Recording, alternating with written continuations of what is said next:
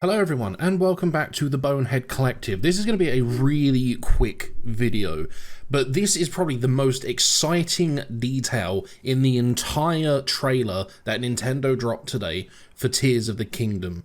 Yes, we saw some new faces like the Zonai, that dark-skinned looking version of Zelda, but this is huge. What we are looking at here is not what many believe to be Ganondorf. What we are looking at here is Demise. He is back for the first time since Skyward Sword, making an in-game appearance, either be it for a flashback of some kind or through story events leading up to him being in-game. This is Demise, and I'm going to walk you through how I came to this conclusion. Also, I'm going to apologize. The video quality on this is already going to be really crap because YouTube compresses the out of videos. So me looking at this, then recompressing it in another YouTube video is going to make it double compressed. But anyway, let's get on with this. So we see here this humanoid figure in a one-sleeve robe kind of get-up, like Ganondorf does, yes, but the key difference here is the sleeve over here. Ganondorf's sleeve has this kind of Gerudo-esque design on the trim. As you can see here and through these other frames, this is a very different design, almost scaly in a way, akin to Demise's arms. If we go back a bit here to when Demise's arms are a little bit more visible on the right, you can see that it also has this kind of scaly look to it, much like Demise's arms in Skyward Sword. And we get a better close-up view here. We can see that the arm is made up of what looks like some kind of armor or the scales or whatever it is that Demise's arms are made from. And if we go forward a few frames here, as the hair goes over the back, you can see the same kind of texture up the back. Demise's entire upper body and his legs, from what we could see, was a mix of flesh and these weird scales. I'm going to keep calling them the scales because I don't really know what else to describe them as. But as we keep going on here, we can see the arm comes down and the figure starts to turn. We can get a much better look at the arm, which isn't scaly, but these are the robes we are looking at here. But you can see it kind of merges into the scaly shoulder that Demise has. Now, a lot of people might assume that this is the character looking sideways on. If I bring the mouse up over here, people might assume that this is an eyebrow and this is the nose here. But I think what we're seeing here is just a small smidge of the full turnaround. If we follow this line here, this could be the jawline. If we go forward a few more, oh no, we can't.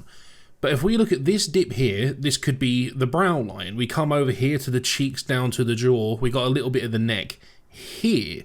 I'm thinking these are the sideburns Demise has on his hairstyle.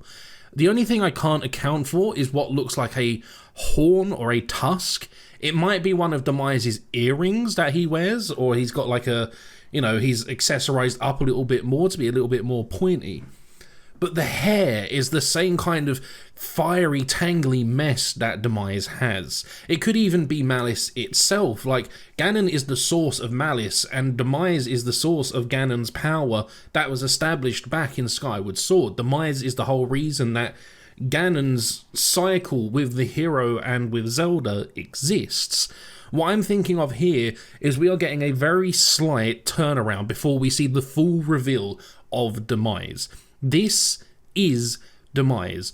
I'm not willing to put money on it, but I bet that we are going to see Demise at least in a flashback of some kind, or towards the end of the game, Demise takes over Ganon's body, which is why he has the same kind of one-sleeve robe design.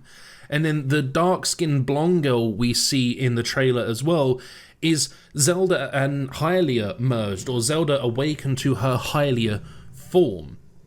And then we could see a clash of Demise and Hylia play out 12,000 years, more or less, after Skyward Sword initially took place.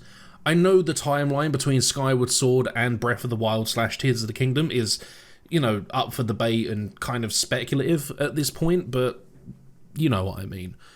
But this is insane. Like, we may see the end of the cycle, Hylia, the hero, and Demise in their final clash. And like I said in my previous video, the Tears of the Kingdom aren't just the items that we collect. The Tears of the Kingdom is the fan base seeing the end of this cycle. Now that's just me, and I doubt I'm the only person who's come to this conclusion, but when I saw this, I freaked out. When I saw the horn, when I was going through this frame by frame, I assumed this might be like an evil Zonai, because the Zonai also have horns. But it just didn't make sense. Like, the way this person is built differently from the Zonai. He has a muscular frame like Demise, he's wearing robes like Ganondorf, the hair is this mottled mess of malice or fire or just whatever it's made from. This is Demise. But that's just the ramblings of one madman who's had literally like half an hour to go over all of this and then jump to a conclusion. Let me know what you think down below. Do you think this is Demise? Do you think this is just a powered up Ganon? Do you think it's something else? Let me know down below. But for now, I will see you in the next video. Bye!